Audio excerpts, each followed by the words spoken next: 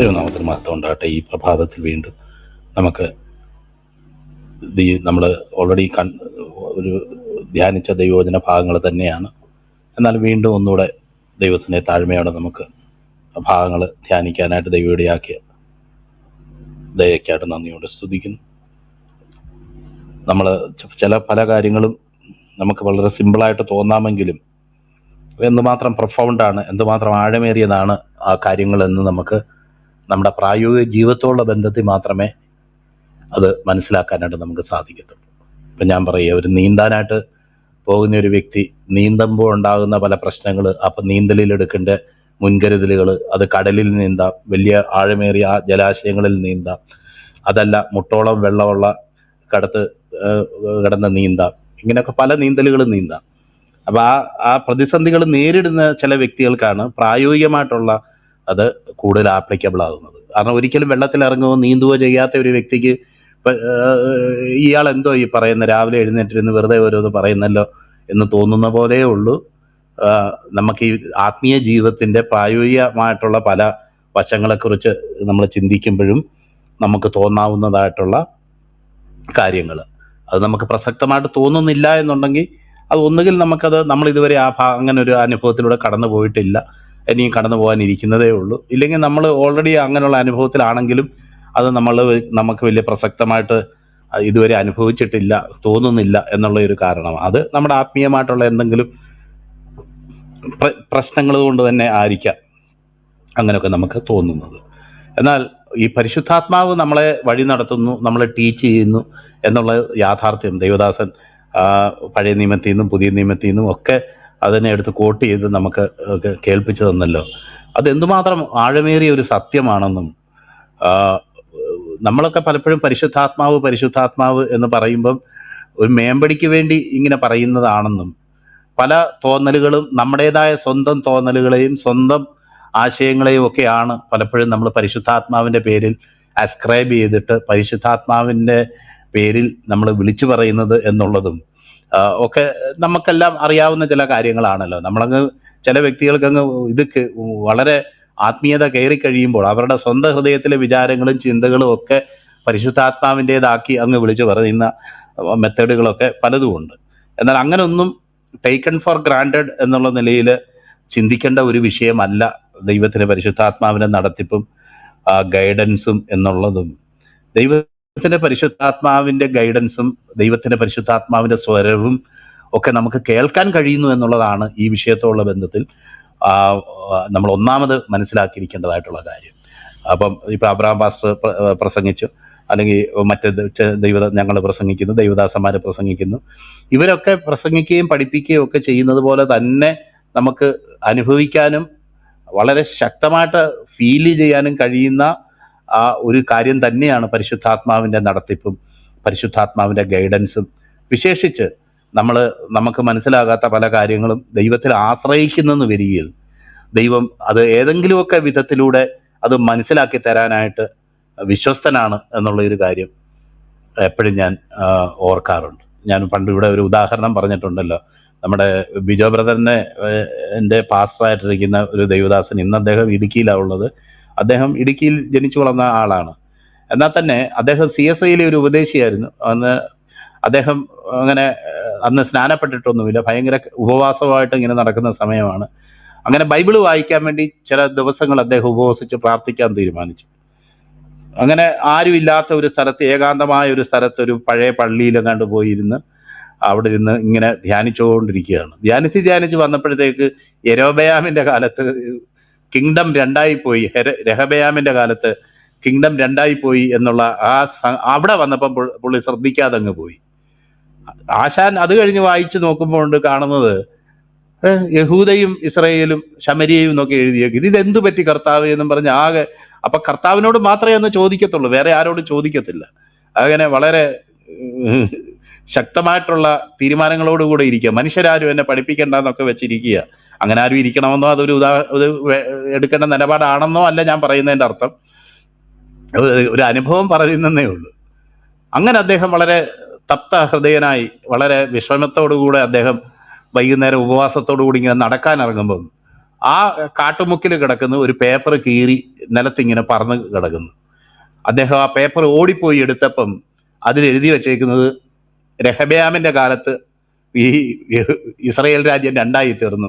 10 ഗോത്രത്തെ എടുത്ത് യെരോബയാമിനും 2 ഗോത്രം രഹബയാമിൻ്റെ കൂടെ നിന്നു എന്നുള്ള ഒരു കാര്യം അതിൽ എഴുതി വെച്ചു. ഉടനെ ദൈവത്തെ സ്തുതിച്ചു, കർത്താവെ എൻ്റെ പ്രാർത്ഥനയ്ക്ക് നീ ഉത്തരമരളി എന്നുള്ള വിഷയം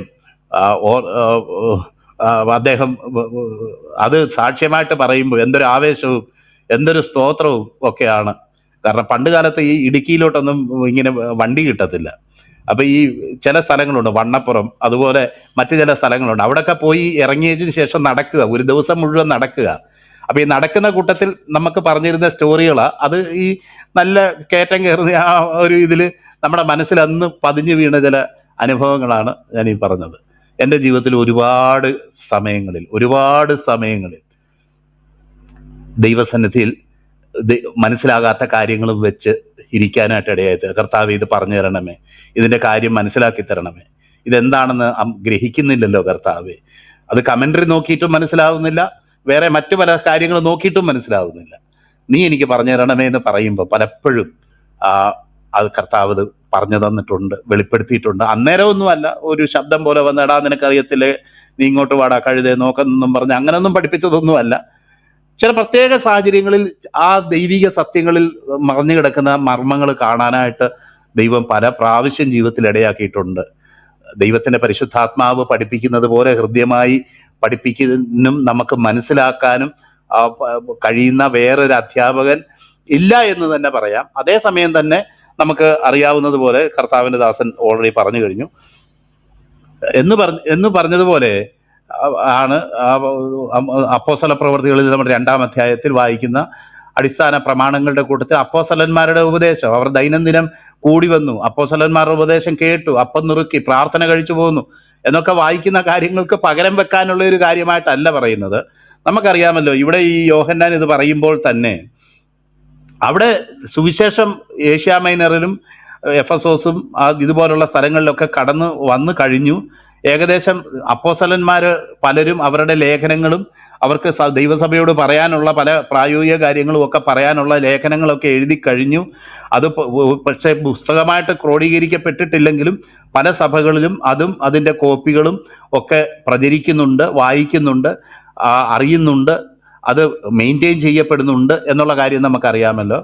അപ്പം ഇങ്ങനെ ഇരിക്കുന്ന ഇതേ സാഹചര്യത്തിൽ അവർ നാളുകളായിട്ട് അപ്പോസ്തലന്മാരുടെ ഉപദേശം കേൾക്കുകയും കൂട്ടായ്മയെ ആചരിക്കുകയും അവരുടെ ലക്ഷ്യം നിത്യജീവനാണെന്ന് വ്യക്തമാക്കപ്പെടുകയും സുവിശേഷത്തിൽ വിശ്വസിക്കുന്നവന്, യേശുവിൽ വിശ്വസിക്കുന്നവന് നിത്യജീവൻ ഉണ്ട്, യേശുവിനെ വിശ്വസിക്കാത്തവനോ ജീവനെ കാണുകയില്ല എന്നുള്ള യാഥാർത്ഥ്യം അവരുടെ മനസ്സിൽ രജിസ്റ്റർ ചെയ്യപ്പെട്ടിരിക്കുന്ന ഒരു അനുഭവമാണ്. ഇങ്ങനെ ഒരു സാഹചര്യത്തിലാണ് ഒരു പുതിയ കൂട്ടം ആൾക്കാർ വന്ന് പറയുന്നത്, ഞങ്ങൾ പഠിപ്പിക്കുന്ന ചില പുതിയ കാര്യങ്ങളും കൂടെ പഠിച്ചാൽ മാത്രമേ നിങ്ങൾക്ക് രക്ഷയുണ്ടാകുകയുള്ളൂ. രക്ഷ എന്ന് പറയുന്നത് നിങ്ങൾ പറയുന്നത് പോലെ സ്വർഗത്തിലേക്ക് പോകുന്നതല്ല, നമ്മുടെ ശരീരത്തിൻ്റെ പിടിയിൽ നിന്ന് നമ്മുടെ ആത്മാവ് മോചിക്കപ്പെടുന്ന ഒരു അനുഭവമാണ്. അതിന് വേണ്ടത് ഒരു സ്പെഷ്യൽ നോളജാണ്, അല്ലാതെ മരിച്ചിട്ട് രക്ഷ പ്രാപിക്കുകയൊന്നുമല്ല, അല്ലെങ്കിൽ മരണത്തിന് ശേഷവുമല്ല രക്ഷ. രക്ഷ എന്ന് പറയുന്നത് ശരീരത്തിൻ്റെ ഈ സ്വാധീനത്തിൽ നിന്ന്, മെറ്റീരിയലിൻ്റെ സ്വാധീനത്തിൽ നിന്ന് ആത്മാവ് വിമോചിക്കപ്പെടുന്ന ഒരു അനുഭവമാണ് രക്ഷ എന്നൊരു പുതിയ ഡെഫിനിഷൻ അവിടെ കൊണ്ടുവന്ന് ഇറക്കുക ചെയ്യുന്നത്. അതുകൊണ്ട് നിങ്ങൾക്ക് ഈ ലോകത്തെയും ക്രിസ്തുവിനെയും ഒരുമിച്ച് കൊണ്ടുപോകാം. പാപങ്ങൾ ചെയ്യുന്നത് കൊണ്ട് കുഴപ്പമില്ല. ജ്ഞാനം പ്രാപിച്ച ഒരു വ്യക്തിക്ക് എന്തും കാണിക്കാം. അവന് വളയമില്ലാത്ത സർക്കസിലൂടെ ചാടുന്ന പോലെ അവന് ചാടാം. എന്ത് തിന്മ ചെയ്താലും ഒരു പ്രശ്നവും ഇല്ല. കാരണം നിങ്ങൾ ആത്മാവിൽ ചെയ്യുന്നതൊന്നും ശരീരത്തെ ബാധിക്കുന്നില്ല. അല്ല, ശരീരത്തിൽ ചെയ്യുന്നതൊന്നും ആത്മാവിനെ ബാധിക്കുന്നില്ല.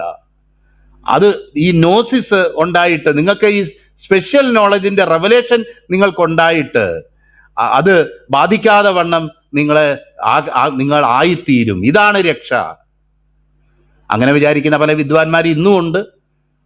ജീവിതം ഒരു തട്ടിൽ, വർത്തമാനം ഒരു തട്ടിൽ, പിന്നെ അവരുടെ ജീവിതത്തിൻ്റെ പ്രധാനപ്പെട്ട പരിപാടി എന്നാന്ന് വെച്ച് കഴിഞ്ഞാൽ ഇതിനെയും കൂടെ ഒന്ന് ഒപ്പിക്കാനായിട്ട് അവർ നടത്തുന്ന പല കസർത്തുകളുമാണ് അവരുടെ ആത്മീയ ജീവിതത്തിന്റെ ആകത്തുക.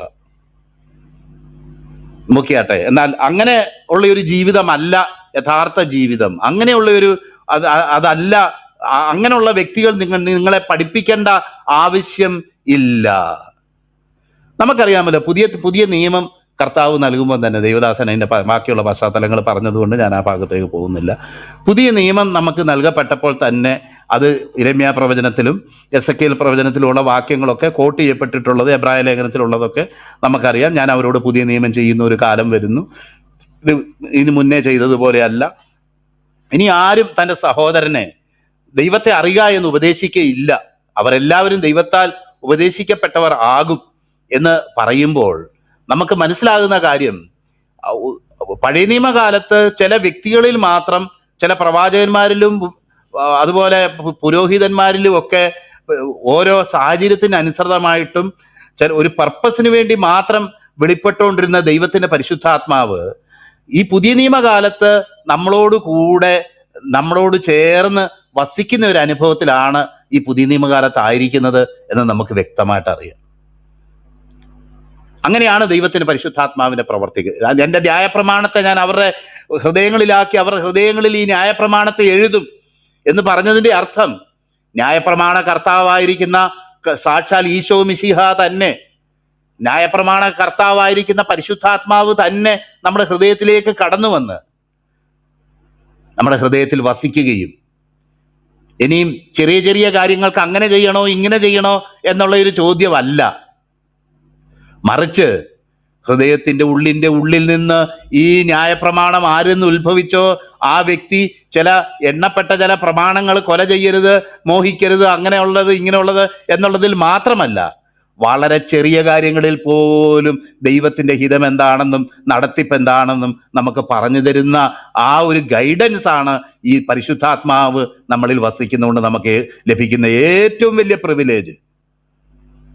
അതാ സങ്കീർത്തനങ്ങളിൽ വായിക്കുന്നു, ഈ ബുദ്ധിയില്ലാത്ത കഴുതയും കോവർ കഴുതയും പോലെ ആകരുത്, അവയുടെ ചമയങ്ങളായ മുഖപ്പട്ടയും കടിഞ്ഞാണും കൊണ്ട് അവയെ നിയന്ത്രിച്ചു വരുന്നു. ഞാനോ നിനക്ക് ദൃഷ്ടി വെച്ച് ആലോചന പറഞ്ഞു തരും, നീ നടക്കേണ്ടുന്ന വഴി ഞാൻ നിനക്ക് കാണിച്ചു തരും. യെശയ്യാവിൽ നമ്മൾ വായിക്കുന്നുണ്ടല്ലോ, നീ ഒരു സ്ഥലത്തെത്തുമ്പോൾ ഇതാകുന്നു വഴിയെന്ന് പിറകിൽ നിന്ന് കേൾക്കും, നിന്റെ ഉപദേഷ്ടാവ് നിനക്ക് മറഞ്ഞിരിക്കയില്ല എന്നുള്ളത്. പ്രിയപ്പെട്ടവരെ, നീ കഷ്ടത്തിന്റെ അപ്പം തിന്നാലും ഞെരുക്കത്തിന്റെ വെള്ളം കുടിച്ചാലും നിന്റെ ഉപദേഷ്ടാവ് നിനക്ക് മറഞ്ഞിരിക്കയില്ല എന്നുള്ളതാ വാഗ്ദത്തം. ഈ ഒരു പുതിയ നിയമത്തിൽ ഒരു ദൈവഭക്തന് വേണ്ട കാര്യം എന്താ?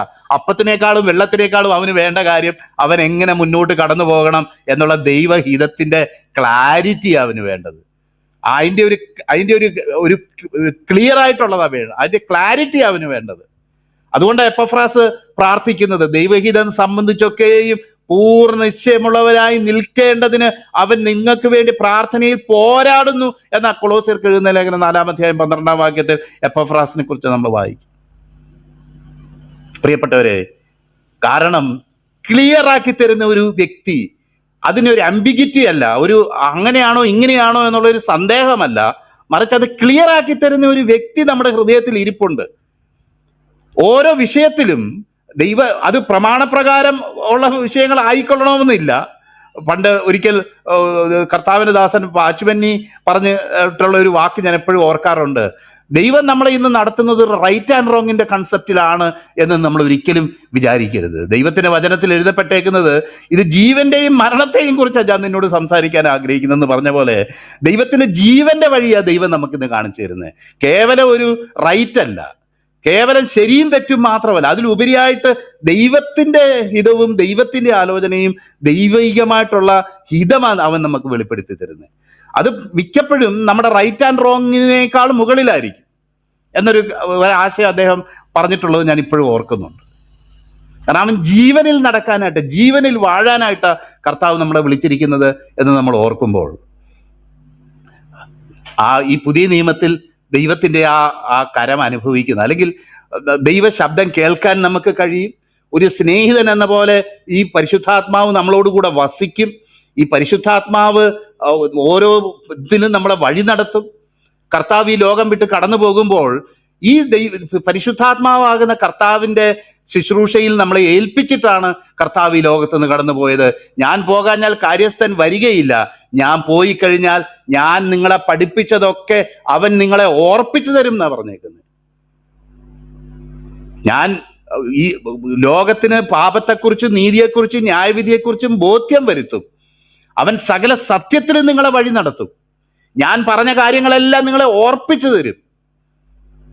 എത്ര വ്യക്തമായിട്ടാണ് പ്രിയപ്പെട്ടവരെ ഈ ദൈവത്തിന്റെ പരിശുദ്ധാത്മാവിന്റെ കാര്യസ്ഥത്വം അല്ലെങ്കിൽ കർത്തൃത്വം എന്താണെന്നുള്ളത് കർത്താവ് തന്നെ ഈ ലോകത്തിൽ ഇരുന്ന സമയത്ത് പറഞ്ഞിട്ടുള്ളതെന്ന് നമുക്ക് വ്യക്തമായിട്ട് നമ്മളെ ഓർക്കുക. അത് കർത്താവ് പറഞ്ഞ കാര്യങ്ങളെയൊക്കെ നമുക്ക് ഓർപ്പിച്ചു തരും എന്ന് പറയുമ്പം എത്ര കൃത്യമായിട്ട് അത് പറഞ്ഞേക്കുന്നത്.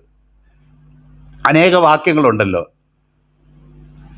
സമയത്തിന്റെ പരിമിതി കൊണ്ട് ഞാൻ ആ വാക്യങ്ങളിലേക്ക് കടന്നു പോകുന്നില്ല. പിന്നെ രക്ഷിക്കപ്പെട്ട ഒരു ദൈവത്തിന്റെ പൈതലിന്റെ വേറൊരു അനുഭവം, അത് ഇതേ ആശയം തന്നെയാണ് ഇവിടെ വായിക്കുന്നത്. നമ്മൾ യാക്കോബിന്റെ ലേഖനത്തിൽ വായിക്കുന്നത്, the word that is implanted in you, നിങ്ങളിൽ ഉൾനട്ടതായിട്ടുള്ള ദൈവത്തിന്റെ വചനം. അപ്പൊ ഈ ദൈവത്തിന്റെ വചനം ഒരു എക്സ്റ്റേണൽ ഏജന്റ് പോലെ പുറത്തുനിന്ന് വന്ന് എന്തെങ്കിലും നമ്മുടെ ജീവിതത്തിൽ നിവർത്തിക്കുകയല്ല ചെയ്യുന്നത്. അല്ലെങ്കിൽ ഇപ്പം ഒരു ബിജോ ബ്രദർ ഒരു കാര്യം പറയുന്നത് ഒരുപക്ഷെ ഒരു പുതിയ കാര്യം പോലൊക്കെ എനിക്ക് തോന്നിയേക്കാം. എന്നാൽ തന്നെ ദൈവവചനത്തിന്റെ ഒരു വെളിപ്പാടും ദൈവവചനം എൻ്റെ ഹൃദയത്തിൽ പരിശുദ്ധാത്മാവായിട്ട് വസിക്കുന്നത് കൊണ്ട്, ദൈവത്തിന്റെ പരിശുദ്ധാത്മാവ് അത് വെളിപ്പെടുത്തി തരുന്നത് കൊണ്ട്, അദ്ദേഹം പറയുന്ന കാര്യം അത് ദൈവഹിതപ്രകാരമുള്ളതാണോ അല്ലയോ എന്നുള്ള ഒരു ഒരു ഒരു ഒരു ഒരു ഫീലിംഗ് എന്ന് പറയുമ്പോൾ ഞാൻ ഉദ്ദേശിക്കുന്നത് ഒരു ക്ലാരിറ്റി കേൾക്കുന്ന എൻ്റെ ഉള്ളിലുണ്ടാകും. നമുക്ക് അറിയാമല്ലോ, പത്രോസ്ലീഹ പ്രസംഗിച്ചപ്പോൾ ഹൃദയത്തിൽ കുത്തുകൊള്ളാനുള്ള കാരണം എന്താ? ഈ കുത്ത് എവിടുന്നാ വന്നേ? അപ്പം പത്രോസ്ലീഹ എഴുതുന്നത് നിങ്ങളുടെ പരമാർത്ഥ മനസ്സിനെ ഉണർത്തണം എന്ന് പറയുക. നമുക്കറിയാമല്ലോ ഈ സ്റ്റെർ അപ്പ് യുവർ ഗിഫ്റ്റ് എന്ന് പിന്നെ 2 തിമോത്തിയിൽ നമ്മൾ വായിക്കുന്നത് പോലെ ഈ പരമാർത്ഥ മനസ്സിനെ ഒന്ന് ഉണർത്തി കഴിയുമ്പം, അല്ലെ ഉള്ളിൽ ഉള്ള അതായിട്ടുള്ള ദൈവം നൽകിയ ചില വെളിപ്പാടുകളെ അനുസരിച്ച് കാര്യങ്ങളെ ഗ്രഹിക്കുമ്പോഴാണ്, അല്ലെങ്കിൽ ഇതാണല്ലോ യാഥാർത്ഥ്യം. എപ്പോഴും നമ്മൾ അതിനെക്കുറിച്ച് ഉണ്ടാവത്തില്ല. എന്നാൽ തന്നെ അവന്റെ വചനം കേട്ടവർ ഹൃദയത്തിൽ കുത്തുകൊണ്ട്, സഹോദരന്മാരായ പുരുഷന്മാരെ, ഞങ്ങൾ എന്ത് ചെയ്യണം, രക്ഷ പ്രാപിപ്പാൻ ഞങ്ങൾ എന്ത് ചെയ്യണം, ഇതാണ് ദൈവത്തിന്റെ വചനമെന്ന് ഞങ്ങൾക്ക് മനസ്സിലാകുന്നു, ഇതാണ് യാഥാർത്ഥ്യമെന്ന് ഞങ്ങൾക്ക് മനസ്സിലാവുന്നു.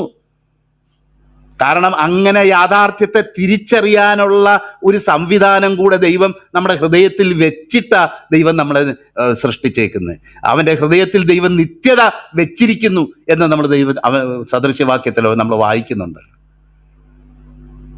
അപ്പം ചില ആൾക്കാർ വിചാരിക്കുന്നത് മനുഷ്യൻ അങ്ങ് തകർന്നു പോയി, ഇനി റിഡീം ചെയ്യാൻ കഴിയാതെ വണ്ണം അങ്ങ് ഇല്ലാതായിപ്പോയി, അതിക്രമങ്ങളിൽ പാപങ്ങളിൽ മരിച്ചു എന്ന് മാത്രമല്ല, അവർ കുഴിയെടുത്ത് അടക്കി തീർന്നു എന്നുള്ള ഒരു നിലയിലാണ്. ഇനിയിപ്പം അങ്ങനെ ഒരു മനുഷ്യനെ ഇനിയും വരാൻ കഴിയുമോ എന്ന് ചോദിച്ചാൽ അത് CPU കൊടുക്കുന്ന പോലെയാണ്, ഈ മരിച്ചവന് CPU കൊടുക്കുന്ന പോലെ ഉള്ളൂ എന്ന് കളിയാക്കി വരെ കാർട്ടൂൺ വരെ ഇറക്കിയിട്ടുള്ള പാർട്ടികളുണ്ട്. എന്നാൽ ഈ പണ്ട് ആരോ പറഞ്ഞിട്ടുണ്ട്, പട്ടിയെ പേപ്പട്ടിയാക്കി പിന്നെ അതിനെ തല്ലിക്കൊന്നു എന്ന് പറയുന്ന പോലെ ചില ഡോക്ടറിനുകളെ കുറിച്ച് കേൾക്കുമ്പോൾ എനിക്കും തോന്നുന്നത്. ജീവനുള്ള ദൈവത്തിന് വീണ്ടെടുക്കാൻ കഴിയാതെ വണ്ണം, ദൈവിക പദ്ധതിക്ക് നിന്ന് പുറത്തു പോകത്തക്ക വണ്ണം ഒരു മനുഷ്യനെയും ദൈവം സൃഷ്ടിച്ചിട്ടില്ല. അവന്റെ സുവിശേഷം കേൾക്കാതിരിക്കാനോ അവന്റെ സുവിശേഷം കേട്ട് രക്ഷിക്കപ്പെടാനുള്ള സാധ്യത ഇല്ലാതെയോ ദൈവം ഒരു വ്യക്തിയെയും ആക്കി വെച്ചിട്ടുമില്ല. അങ്ങനെയാണെങ്കിൽ ദൈവത്തിനൊരു നീതിയുള്ള ന്യായാധിപതിയായിട്ട് ഇരിക്കാനും കഴിയത്തില്ല. അപ്പോൾ ഒരുപക്ഷെ നമ്മുടെ ലോജിക്കനുസരിച്ചല്ല ഞാൻ പറയുന്നത്, എന്നാൽ തന്നെ ഞാൻ പറയുക. അപ്പം എത്ര അതിക്രമങ്ങളിലും പാപങ്ങളിലും മരിച്ചു എന്നൊക്കെ നമ്മൾ പറഞ്ഞാൽ തന്നെ ഒരു കാര്യം വ്യക്തമാണ്, ദൈവം അവന്റെ ഹൃദയത്തെ സ്പർശിക്കാനും ദൈവം അവന്റെ ഹൃദയത്തെ രൂപാന്തരപ്പെടുത്താനും ഈ സുവിശേഷം കേൾക്കാനും അതിന്റെ യാഥാർത്ഥ്യങ്ങൾ ഗ്രഹിക്കാനും വീണ്ടും തന്നെ അനുഭവത്തിലേക്ക് വരാനും തക്കവണ്ണമുള്ള ഒരു സംവിധാനം ദൈവം ഒരുക്കിയിട്ടുണ്ട്, ദൈവം അവന്റെ ഹൃദയത്തിൽ വെച്ചിട്ടുണ്ട്. അതോടുകൂടെ തന്നെയാണ് ദൈവം ഒരു മനുഷ്യനെ സൃഷ്ടിച്ചേക്കുന്നത്. വേറർത്ഥത്തിൽ പറഞ്ഞാൽ പരിശുദ്ധാത്മാവാകുന്ന ദൈവത്തിന് അപ്രാപ്യമായ നിലയിലല്ല ഒരു വ്യക്തിയെ ദൈവം ആക്കിയിരിക്കുന്നത്. നിശ്ചയമായിട്ടും അവൻ്റെ അവൻ്റെ ദേഹിയിൽ കുറെ പ്രശ്നങ്ങളൊക്കെ ഉണ്ട്. സത്യം യഥാർത്ഥമായിട്ട് മനസ്സിലാക്കത്തക്കൊണ്ടുള്ളൊരു ന്യൂട്രൽ മൈൻഡിലൊന്നും അല്ല അവനായിരിക്കുന്നത്. എന്നാൽ തന്നെ അവൻ ഈ സുവിശേഷം ഗ്രഹിക്കാനും ഇത് സത്യമാണെന്ന് മനസ്സിലാക്കാനും തക്കവണ്ണമുള്ള ഒരു നിലവാരത്തിൽ തന്നെയാണ് ദൈവം മനുഷ്യനെ സൃഷ്ടിച്ചേക്കുന്നത്. നമുക്കറിയാമല്ലോ, വീണ്ടും ജനിച്ച ദൈവത്തിന്റെ മക്കളുടെ ഒരു അനുഭവം നമ്മൾ വായിക്കുമ്പോൾ പലപ്പോഴും മറ്റു പല വ്യക്തികളും സംസാരിക്കുന്ന പോലെ തന്നെ ഇപ്പം നമ്മളൊക്കെ പറയാറുണ്ടല്ലോ, ഇതിപ്പോൾ രാവിലെ എഴുന്നേറ്റ് പ്രസംഗിക്കുന്നു, വൈകുന്നേരം എഴുന്നേറ്റ് പ്രസംഗിക്കുന്നു, അല്ലെങ്കിൽ ഇതൊക്കെ ചെയ്യുന്നു. ഇതൊക്കെ ചെയ്യുമ്പോൾ ഒരു ദൈവഭക്തന്മാരുടെ ദൈവദാസന്മാരുടെ പ്രധാനപ്പെട്ട ട്യൂട്ടർ ആരാന്ന് വെച്ചാൽ അത് ദൈവത്തിന്റെ പരിശുദ്ധാത്മാവ്. ഒരു സംശയവും ഇല്ലാതെ ഞാൻ പറയാം. കാരണം ഒരു വാക്യഭാഗം എടുത്തു, ആ വാക്യഭാഗം എടുത്തു വെച്ചിട്ട് കുറച്ചു നേരം അത് ധ്യാനിച്ചിട്ട് ഒന്നും പിടികിട്ടുന്നില്ല. അത് ദൈവസന്നിധി വെച്ച് പ്രാർത്ഥിച്ച് അതിന്മേൽ ജാഗരിച്ച് കഴിയുമ്പോഴാണ് പല ആത്മീയമായിട്ടുള്ള അതിൻ്റെ കാര്യങ്ങളും വെളിപ്പെട്ടു വരുന്നത്. അല്ല, ചില ഗ്ലിംസസ്, ചില എത്തിനോട്ടം എന്നുള്ള പോലെ ചില സംഗതികൾ ദൈവം നൽകുകയും അതിലേക്ക് പ്രവേശിക്കുമ്പോഴാ പലപ്പോഴും ദൈവത്തിന്റെ ഹിതവും എന്താണ് പറയേണ്ടതെന്നും ദൈവാലോചന എന്താണെന്നും ഗ്രഹിക്കുന്നത് അപ്പോഴാണ്. നമുക്കറിയാമല്ലോ, നമുക്ക് പലപ്പോഴും നമ്മൾ വായിക്കുന്ന പല കമന്ററികളോ അല്ലെങ്കിൽ നമ്മൾ കേട്ടിട്ടുള്ള ചില പ്രസംഗങ്ങളോ പോലെ അത്ര വ്യക്തമായിരിക്കത്തില്ല. അത് പെട്ടെന്ന് ഇപ്പൊ കോരി എടുത്തുകൊണ്ട് വരത്തക്കവണ്ണമുള്ള നിലയിലുള്ള ചില ക്രിസ്പായിട്ടുള്ള ആലോചനയൊന്നും ആയിരിക്കുകയില്ല ചിലപ്പം ദൈവത്തിന്റെ പരിശുദ്ധാത്മാവ് നമുക്ക് നൽകുന്നത്. ചില പ്രോംപ്റ്റിങ്സ് ആണ് നൽകുന്നത്, ചില അനക്കങ്ങളാ, ചില കണ്ണു തുറപ്പിക്കലുകളാണ് ദൈവത്തിന്റെ പരിശുദ്ധാത്മാവ് പലപ്പോഴും നടത്തുന്നത്. അത് ദൈവത്തിന്റെ ശബ്ദം കേൾക്കാൻ കഴിയാത്ത ഒരു വ്യക്തിക്ക് അത് പലപ്പോഴും അത് എന്താണെന്ന് മനസ്സിലാക്കാനും കഴിയത്തില്ല. അതൊരു സത്യം തന്നെയാണ്. അതുകൊണ്ട് തന്നെയാണ് നമ്മൾ പറയുന്നത്, എത്ര വലിയ പുസ്തകം വായിച്ചിട്ട് അത്ര വലിയ ആഴമായ നിലയിൽ പ്രസംഗിക്കുന്ന ഒരു വ്യക്തി പോലും അവൻ്റെ എന്താണ് ആ പരിശുദ്ധാത്മാവ് അവനിൽ നിന്ന് ആഗ്രഹിക്കുന്നത്, പരിശുദ്ധാത്മാവ് എന്താണ് പറയുന്നത് എന്നും കൂടെ ഗ്രഹിക്കാതെ എത്ര വലിയ പ്രസംഗകന്റെ പ്രസംഗം പ്രസംഗിച്ചാലും എത്ര വലിയ പുസ്തകം റെഫർ ചെയ്ത് പറഞ്ഞാലും ഒരിക്കലും അത് ആ പൂർണ്ണതയിലേക്ക് വരാൻ ഇടയായി തീരത്തില്ല. കാരണം ആ നോളജ് എപ്പോഴും ഒരു ഹെഡ് നോളജും അല്ലെങ്കിൽ ഒരു മഗ്ഗപ്പ് ചെയ്ത നോളജായിട്ട് തന്നെ ഇരിക്കും. അതൊന്നും പ്രയോജനമില്ലാത്തതാണെന്നല്ല ഞാൻ പറയുന്നത്. എന്നാൽ ജീവിതങ്ങളിൽ വ്യത്യാസമുണ്ടാക്കുന്നത് പരിശുദ്ധാത്മാവിന്റെ ശബ്ദവും പരിശുദ്ധാത്മാവിന്റെ ഇടപെടലും തന്നെയാണ്. അതുകൊണ്ട് നമുക്കറിയാമല്ലോ, in spite of all preparations and knowledge that we have, in spite of everything that we have access to, we need that fresh anointing and the fresh what do you say, ആ ദൈവത്തിന്റെ പരിശുദ്ധാത്മാവിന്റെ ആ പുതിയ ആ ഒരു ദൂത്, പുതിയ ഒരു സ്പർശനം നമ്മുടെ പല ശുശ്രൂഷകളിലും ആവശ്യമാണ് എന്നുള്ളത് യാഥാർത്ഥ്യമാണ്. പ്രിയപ്പെട്ടവരെ, ഒത്തിരി പേർക്കറിയാം, ഒത്തിരി ശുശ്രൂഷന്മാരെ അറിയാം. എന്നാൽ ദൈവാത്മാവ് എങ്ങനെയാ സംസാരിക്കുന്നത്? അത് ഒരു മിനിറ്റേ ഞാൻ പറയുന്നുള്ളൂ, കൂടുതൽ പറയുന്നില്ല.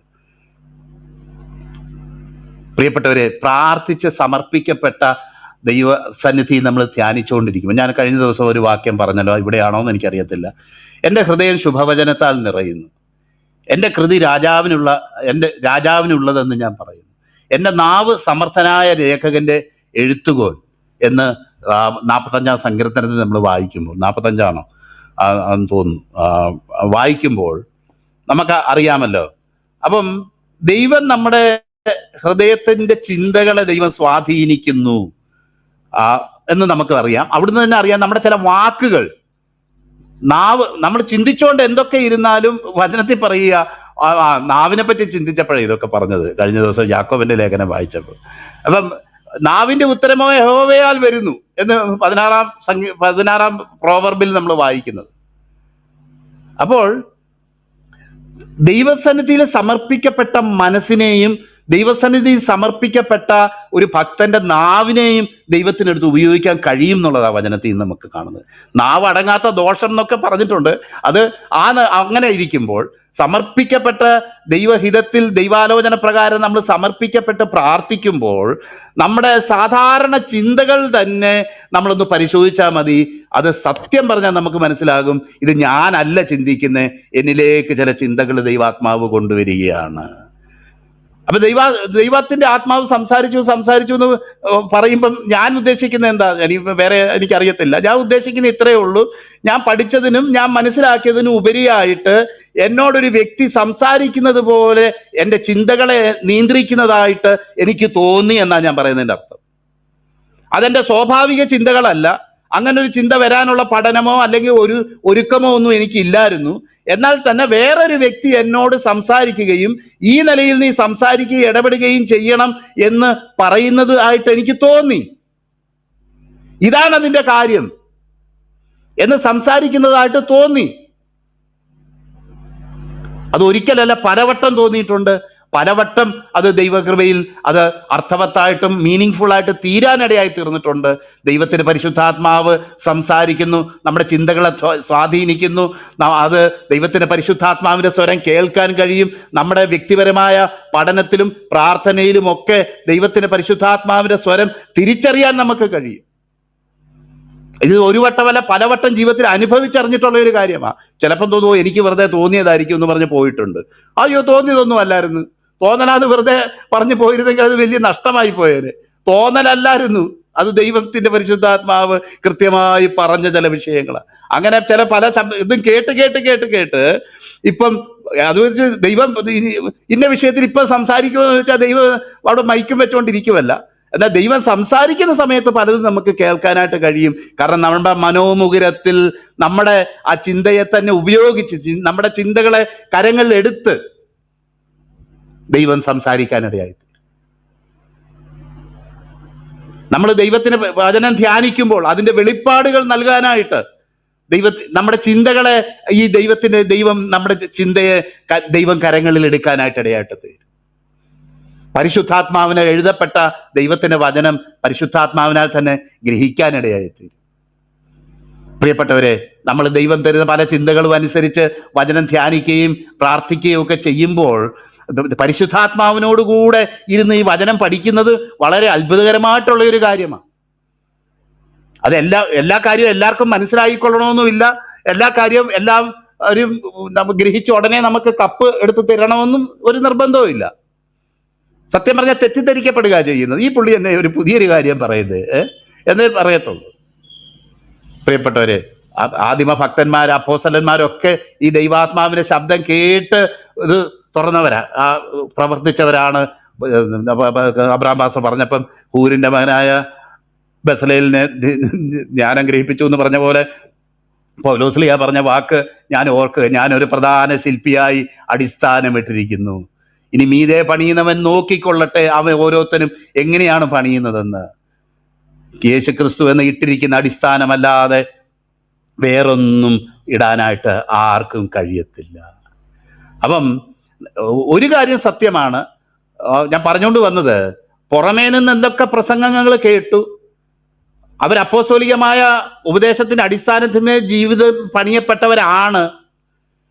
എന്നാൽ തന്നെ ബെരോവയിലുള്ള സഹോദരങ്ങൾ ചെയ്തതുപോലെ, മറ്റു ചില സ്ഥലങ്ങളിലുള്ള സഹോദരങ്ങൾ ചെയ്തതുപോലെ അവരുടെ ഹൃദയത്തിൽ ഈ ദൈവത്തിന്റെ വചനം ഇംപ്ലാന്റ് ചെയ്തിട്ടുള്ള വചനം കൂടെയാണ്.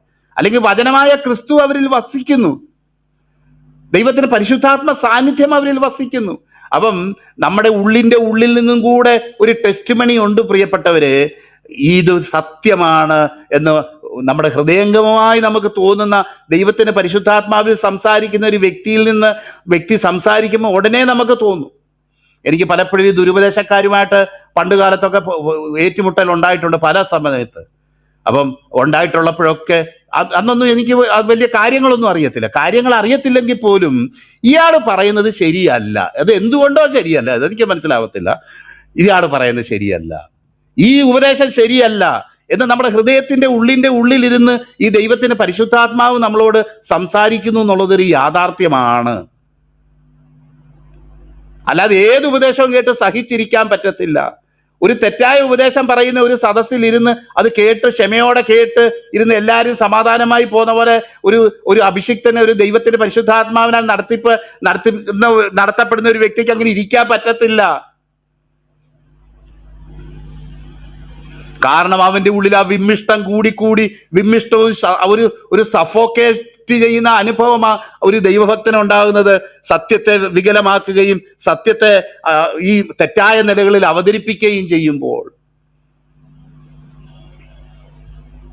ടീച്ചബിലിറ്റി എന്നും ഒക്കെ പല കാര്യങ്ങൾ പലരും പറയാറുണ്ട്. എന്നാൽ ദുരുപദേഷ്ടാക്കന്മാർക്ക് കൊണ്ടുപോയി തല വെച്ച് കൊടുക്കുന്നത് ടീച്ചബിലിറ്റി അല്ല, അത് നമ്മുടെ 2 കൊരിന്ത്യർ ലേഖനത്തിൽ പറഞ്ഞ പോലെ നിങ്ങൾ ഇങ്ങനെ പലരും ചെയ്യുന്നത് നിങ്ങൾ സഹിച്ചു കൊള്ളുന്നത് അത്ഭുതം തന്നെ എന്ന് പറയുന്നത് പോലെയാ നമുക്ക് അതിനെ വ്യാഖ്യാനിക്കാനായിട്ട് കഴിയും.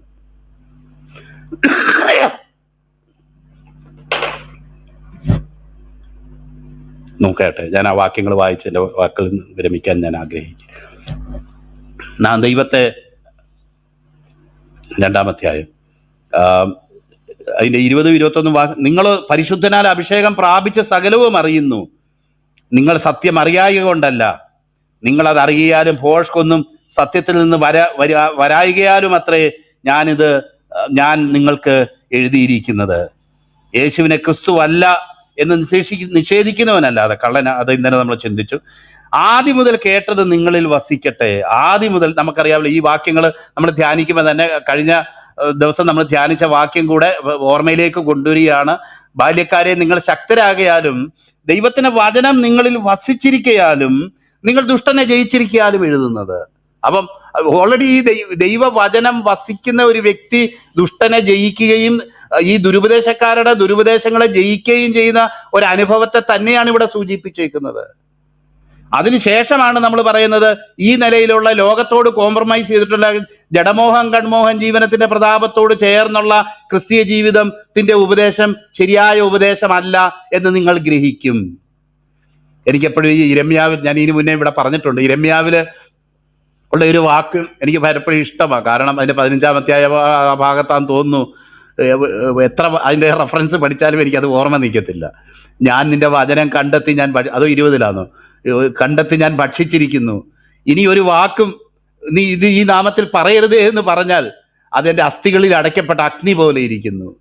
അല്ലെങ്കിൽ ഞാനിനി പിന്മാറാൻ പോവുകയാണ്, ഞാനിനി ഈ വചനം പ്രസംഗിക്കുകയില്ലാന്ന് ഞാൻ പറഞ്ഞാൽ പോലും എനിക്ക് പ്രസംഗിക്കാൻ കഴിയാത്തതുപോലെ എൻ്റെ അസ്ഥികളിൽ അടയ്ക്കപ്പെട്ട അഗ്നി പോലെ ഇതിരിക്കുക. കാരണം ഞാൻ ഈ വചനം കണ്ടെത്തി ഞാൻ ഭക്ഷിച്ചിരിക്കും. ഞാൻ ആ വചനം കണ്ടെത്തി അതിൻ്റെ യാഥാർത്ഥ്യം മനസ്സിലാക്കി ആ ദൈവിക സത്യത്തിന് ഞാൻ അടിമയായി ഞാൻ എന്നെ ഏൽപ്പിച്ചേക്കുന്നു എന്ന് എനിക്കത് വായിക്കുമ്പോൾ മനസ്സിലാവും. എനിക്ക് എന്തൊക്കെ നഷ്ടങ്ങളും കഷ്ടങ്ങളും അതുകൊണ്ട് എതിർപ്പും ഉണ്ടായാൽ പോലും ആ ദൈവം എന്നെ ധരിപ്പിച്ചിരിക്കുന്ന സത്യത്തിൽ നിന്ന് പിന്മാറാതെ വണ്ണം എൻ്റെ സ്വാതന്ത്ര്യം കൂടെ എടുക്കപ്പെട്ടിരിക്കുക. And I have become a slave, a born slave for you. എൻ്റെ ഹൃദയത്തെ ഇത്രമാത്രം സ്പർശിച്ചിട്ടുള്ള ഒരു വാക്യമില്ല. എൻ്റെ വചനം കണ്ടെത്തി ഞാൻ ഭക്ഷിച്ചിരിക്കുന്നു, ഇനി എനിക്കതിൽ നിന്ന് മാറാനായിട്ട് കഴിയത്തില്ല. ബിജോ ബ്രദറിനൊക്കെ അറിയാം, എൻ്റെ ജീവിതത്തെ ആഴമായിട്ട് സ്പർശിച്ചിട്ടുള്ള ചില ദുഃഖകരമായ അനുഭവത്തിലൂടെ കടന്നു പോകുമ്പോൾ ദൈവത്തിന്റെ പരിശുദ്ധാത്മാവ് എന്നോട് സംസാരിച്ചിട്ടുള്ള ചില വചനങ്ങളാണ്. നിനക്ക് മാറാൻ പറ്റത്തില്ല, നിനക്ക് വേറൊരു നിലയിൽ ആക്ട് ചെയ്യാൻ, നിനക്ക് വേറൊരു നിലയിൽ അതിനോട് പ്രതികരിക്കാൻ നിനക്ക് കഴിയത്തില്ല. കാരണം നീ എൻ്റെ അടിമയായി തീർന്നേക്കുക. എൻ്റെ വചനം കണ്ടെത്തി ഭക്ഷിച്ചിരിക്കുക. എൻ്റെ വചനം നിന്നിൽ അത് ഇൻസ്ക്രൈബ് ചെയ്തേക്കുക, അത് എൻഗ്രേവ് ചെയ്തേക്കുക. നിനക്കതിൽ നിന്ന് മാറാനായിട്ട് കഴിയത്തില്ല. പ്രിയപ്പെട്ടവരെ, ഒരു ദൈവഭക്തന്റെ ഉള്ളിലെ സത്യത്തിന്റെ കൺവിക്ഷൻ എന്ന് പറയുന്നത് അതൊരു ഫീലിംഗ് അല്ല. അത് ആ നിയമകർത്താവ് തന്നെ നമ്മുടെ ഉള്ളിൽ വസിക്കുകയും അവൻ നമ്മുടെ മാസ്റ്ററായിട്ട് തീരുകയും അവൻ നമ്മളെ അടിമപ്പെടുത്തുകയും നമ്മൾ അവൻ്റെ ഒരു അടിമയായിട്ട്, സ്നേഹത്തിലാണ് ഞാൻ ഈ പറയുന്നത്, അല്ലാതെ വേറൊരു അടിമയാണെന്ന് നിങ്ങൾ ആരും വ്യാഖ്യാനിക്കണ്ട. അവനോടുള്ള കൂട്ടായ്മയിൽ അതുപോലെ മുന്നോട്ട് പോകുന്ന ഒരു വ്യക്തിക്ക് എങ്ങനെ ഈ സത്യത്തിൽ നിന്ന് മാറിയുള്ള വേറൊരു ഉപദേശം അംഗീകരിക്കാൻ കഴിയും? അവനത് കേൾക്കുന്ന ഉടനെ ഓക്കാനം വരും. എനിക്ക് പലപ്പോഴും ഓർക്കുന്ന ഈ കള്ളുകുടിയന്മാരായിട്ട് നടക്കുന്നവരെ ഏതാണ്ട് ഒരു മരുന്ന് കുടിപ്പിക്കും. അത് കുടിപ്പിച്ചു കഴിഞ്ഞാൽ പിന്നെ ഇവർക്കിത് മദ്യം അടുത്ത് വന്നാൽ ഉടനെ ഓക്കാനം വരും എന്ന് പറഞ്ഞതുപോലെയാ. ഈ ആഴമായി സത്യം ഗ്രഹിച്ച ഒരു ദൈവത്തിന്റെ പൈതലിന് അവനത് ചില ദുരുപദേശങ്ങളുടെ സാന്നിധ്യം അറിയുമ്പോഴേ അവന്റെ ഹൃദയത്തിൽ നിന്ന് ഒരു അല്ലെങ്കിൽ ഒരു വിമ്മിഷ്ടം വരാൻ തുടങ്ങും. അവൻ അതുമായിട്ട് ഒത്തുപോകാനായിട്ട് കഴിയത്തില്ല, അതിനോട് ചേർന്ന് പോകാനായിട്ട് കഴിയാത്ത ഒരു അനുഭവം. പ്രിയപ്പെട്ടവരെ, ദൈവത്തിന്റെ പരിശുദ്ധാത്മാവിന്റെ സാന്നിധ്യം നമ്മുടെ ഹൃദയത്തിൽ ഉള്ളതുകൊണ്ട്, അത് നേരത്തെ പറഞ്ഞ പോലെ വേറെ ആരും എന്നെ ഉപദേശിക്കേണ്ട, അപ്പോസ്തലന്മാരുടെ ഉപദേശം വേണ്ട എന്നുള്ളതല്ല. തെറ്റായ ഉപദേശങ്ങളെ തിരിച്ചറിയാനും അതിനെ റിജക്റ്റ് ചെയ്യാനുമുള്ള ഒരു പവർ ഈ അഭിഷേകത്തിനുണ്ട്. തെറ്റായ ഉപദേശങ്ങളെ തെറ്റാണെന്ന് പറയാനും അത് എനിക്ക് വേണ്ടിയുള്ള ഉപദേശമല്ല എന്ന് തിരിച്ചറിയാനുമുള്ള ഒരു പവർ അതിൻ്റെ ഉള്ളിൽ ഇരിപ്പുണ്ട്. അതാണ് ഈ സകല സത്യത്തിലും വഴി നടത്തുന്ന പരിശുദ്ധാത്മാവിന്റെ ശക്തി, നടത്തിപ്പ്. പാപത്തെക്കുറിച്ചും നീതിയെക്കുറിച്ചും ന്യായവിധിയെക്കുറിച്ചും ബോധ്യം വരുത്തുന്ന പരിശുദ്ധാത്മാവിന്റെ ശക്തി. നോക്കിയാട്ടെ, അവനാൽ പ്രാപിച്ച അഭിഷേകം നിങ്ങളിൽ വസിക്കുന്ന ആരും നിങ്ങളെ ഉപദേശിപ്പാൻ ആവശ്യമില്ല. അവന്റെ അഭിഷേകം തന്നെ നിങ്ങൾക്ക് സകലവും ഉപദേശിച്ചു തരികയും അത് ഭോഷ്കല്ല സത്യം തന്നെ ആയിരിക്കാലും ഞാൻ നിങ്ങളെ ഉപദേശിച്ചതുപോലെ അവനിൽ വസിപ്പീൻ. ഈ വസിപ്പീൻ എന്നുള്ളത് പിന്നെയും ആദ്യവും നമ്മൾ 24-ാം വാക്യത്തിലും ആദ്യം മുതൽ കേട്ടത് നിങ്ങളിൽ വസിക്കട്ടെ, അതാ ദൈവവചനമാണ്. നമുക്കറിയാമല്ലോ, തിമത്തിയോസും തിത്തോസും ഒക്കെ വായിച്ചപ്പോഴും പൗലോസ് പറയുന്നത്, എന്നോട് കേട്ട പത്യവചനം നിന്റെ ഉപദേശത്തിനും മറ്റു പല കാര്യങ്ങൾക്കും മാതൃകയാക്കി നിന്നിലത് ആ നിക്ഷേപം നീ സൂക്ഷിച്ചു കൊള്ളുക, അത് നിന്നിൽ വസിക്കട്ടെ. എന്നിട്ട് പറയുക നിത്യജീവൻ, അതവിടെ പ്രത്യേകം എടുത്തു പറഞ്ഞൊരു വാക്കാണെന്ന് നിങ്ങൾക്കറിയാം. ഇതാകുന്നു അവൻ തന്ന വാഗ്ദത്ത നിത്യജീവൻ തന്നെ. ഈ നിത്യജീവൻ എന്നുള്ള ആ ലക്ഷ്യത്തിൽ നിന്ന് മാറിയിട്ടുള്ള ഒരു ഉപദേശവും നമ്മുടെ ഉപദേശമല്ല. അത് കിട്ടും കിട്ടാതിരിക്കാം എന്ന് പറയുന്നത് നമ്മുടെ ഉപദേശമല്ല. എത്ര വ്യക്തമാണ് പ്രിയപ്പെട്ടവരെ ഈ കാര്യങ്ങളെന്ന് ഞാൻ അറിയുകയും ദൈവത്തെ മഹത്വപ്പെടുത്തുകയും ചെയ്യുന്നു. നമ്മളിൽ ഒരു ശക്തമായ അഭിഷേകം നാം പ്രാപിച്ചിട്ടുണ്ട്. അത് നമ്മുടെ കയ്യിൽ നൽകപ്പെട്ട എഴുതപ്പെട്ട ദൈവവചനം പോലെയും നമ്മൾ രക്ഷിക്കപ്പെടാൻ ഇടയായി തീർന്ന ശക്തമായിട്ടുള്ള ദൈവവചനത്തിന്റെ ദൂത് പോലെയും അതുപോലെ തന്നെ ശക്തമായ നിലയിൽ നമ്മളിൽ ഒരു അഭിഷേകം വസിക്കുന്നു. ആ അഭിഷേകത്താൽ ദൈവശക്തിയാൽ നീ ഉപനിധിയെ കാത്തുകൊള്ളുക എന്ന് തിമോഥെയോസിനോട് പറഞ്ഞതുപോലെ ഈ ദിവസങ്ങളിൽ നമ്മുടെ എല്ലാറ്റിനും മാതൃകയായിട്ടും പലതിനും തിരിച്ചറിയാനുള്ള അളവുകോലായിട്ടും ആ ആദ്യം മുതൽ കേട്ട സംഗതി നമ്മളിൽ വസിക്കട്ടെ എന്ന് പ്രാർത്ഥിച്ചുകൊണ്ട് ഞാൻ എൻ്റെ വാക്കുകൾ വിരമിക്കും.